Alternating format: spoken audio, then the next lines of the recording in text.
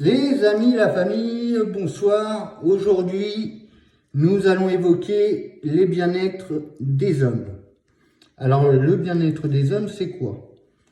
C'est avoir un bon boulot, de l'argent et une super nana. C'est ça le bien-être des hommes, en gros. Mais sauf que tous les hommes ne sont pas comme ça.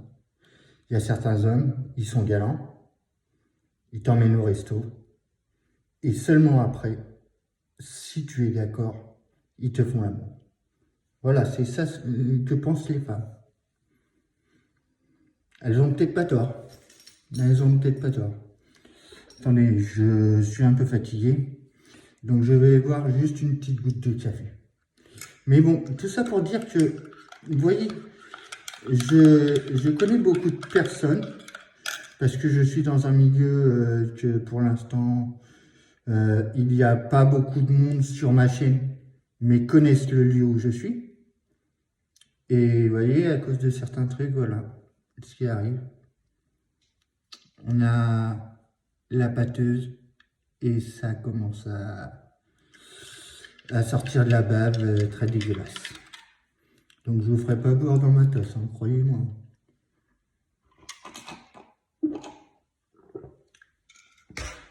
Donc pour en revenir, le bien-être des femmes, c'est une chose importante. Parce que maintenant, la France n'a plus de valeur. Que ça soit valeur monétaire ou valeur sentimentale. Pourquoi la France n'a plus ça? Parce que il y a beaucoup d'hommes qui n'ont pas apprécié leurs femmes ou qui prennent les femmes pour des objets. Objets physiques, donc objets sexuels si vous préférez. Objets au sens, vas-y fais le ménage, vas-y fais la vaisselle, va t'occuper des enfants. Moi je reste là, je vais boire ma bière. Ça fait limite pour un couple quand même.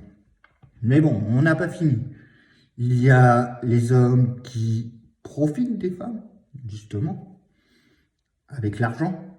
Parce que souvent, une belle femme, ça va avec l'argent. Ou alors, si c'est une belle femme, mais qui n'a pas d'argent, moi, là, par contre, moi, ça m'intéresse. Parce que je suis pas... comment on dit déjà? Bon, on va dire que je n'aime pas parler des femmes comme ça. Voilà comment je vais le dire. Après, il n'y a pas tous les hommes qui sont méchants.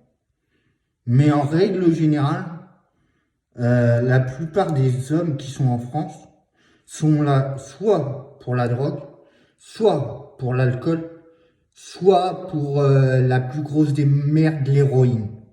Parce que l'héroïne arrive beaucoup en France. Il y en a de plus en plus. Mais l'héroïne, vous savez d'où ça vient? Ça vient de Cuba. L'héroïne.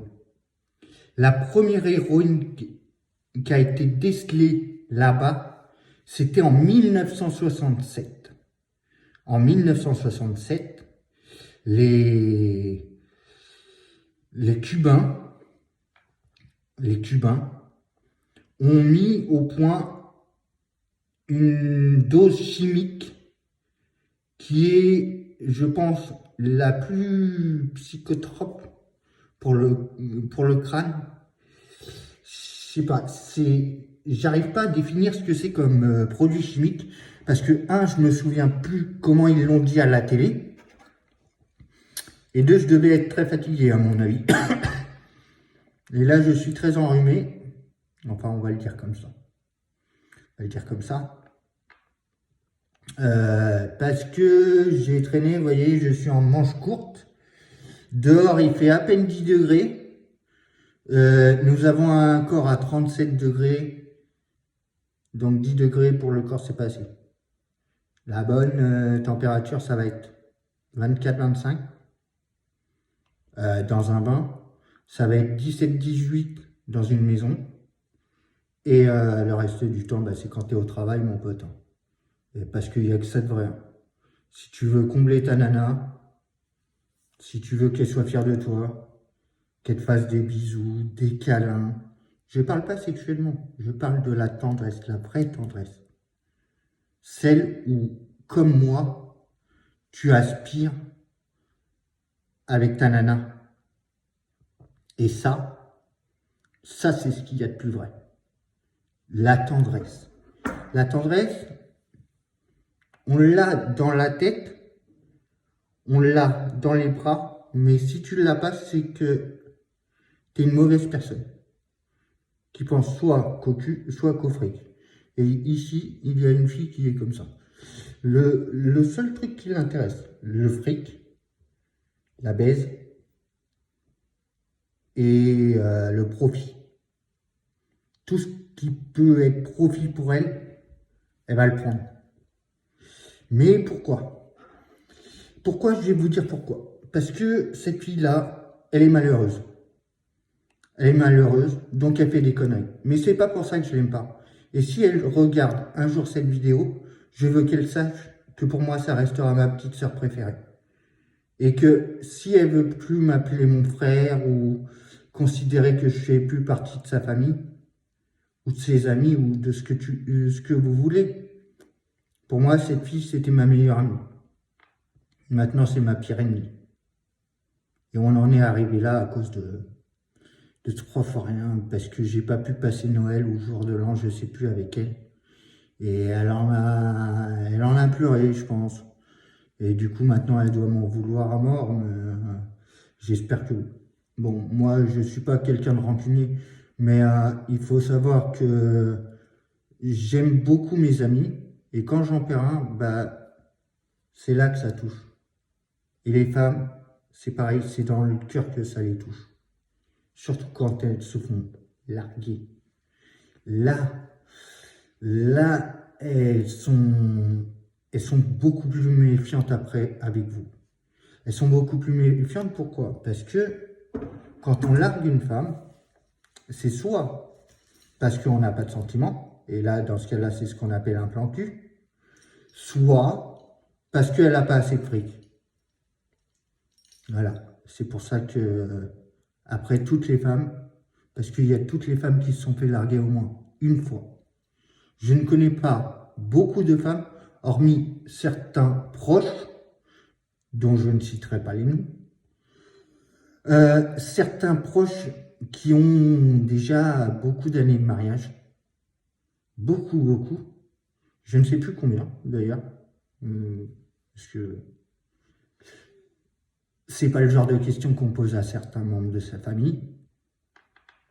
Après, voilà, comment dire,